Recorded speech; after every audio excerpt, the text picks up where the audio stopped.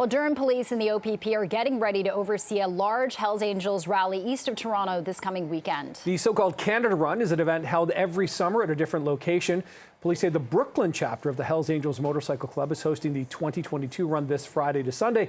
All of this will be done under the watchful eye of regional and provincial police. Traditionally, events like the Canada Run aren't a significant public safety risk.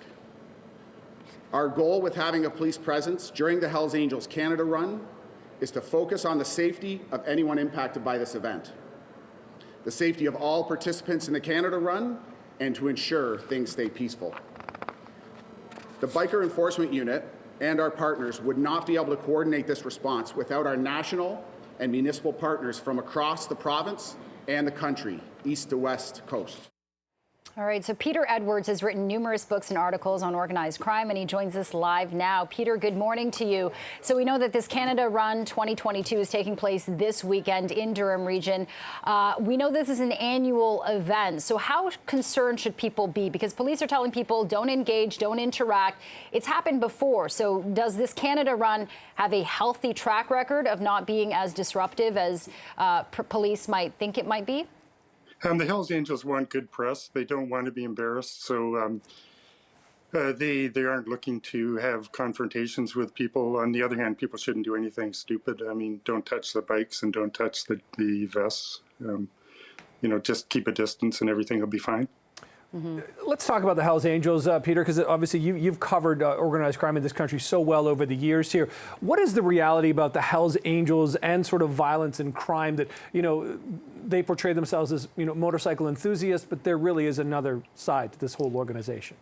There's about 550 of them in Canada, 200 in Ontario, and for each Hells Angel, there's a lot of other people who are connected, and at one point, police said there was an 87% criminal record rate in the group. So they're on the higher end of biker clubs, outlaw clubs, and their cartels like to do business with them because they're proven. Their members have been vetted. So it's not all crime all the time, but they are on the higher end of crime.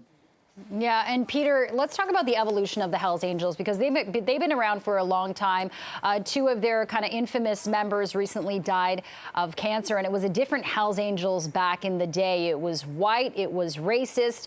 These days, it's a little more diverse, and they're a little more refined. They don't eat mice to shock people or do any of those kind of things like that. So talk about the evolution. Why is today's Hells Angels different than the one of the past? Just people are different. The internet opens things up. The old racism of the 1960s just doesn't sell now. There's a lot of intermarriage. There's just a lot of reasons. Plus, just to survive, you need to be diverse. In BC, there are 160 different crime groups. So if you just stay to yourselves, you're not going to do all that well. You've got to reach out. So a lot of Hells Angels now belong to other associations. There's something called the Wolfpack Alliance, and that's very multi-ethnic, and it's just a good way to do business, world markets, that sort of thing. Mm-hmm. I read your Wolfpack book, Peter. It was pretty fascinating. But what do police really know about the Hells Angels, current form? I mean, how well sort of in there are they, and how much do they know about what the potential is, whether it's this weekend or elsewhere, for sort of, ne'er-do-wells, as it were? The odd thing is they'll know a lot more in 2 weeks. Like they're going to gather a huge amount of intelligence from this run, and then they'll analyze it, and they'll see who's up, who's down, who's left the club, who's being treated well. It's an odd sort of cat and mouse game, but the Hells Angels will actually be providing police with a fair bit of information over the next week.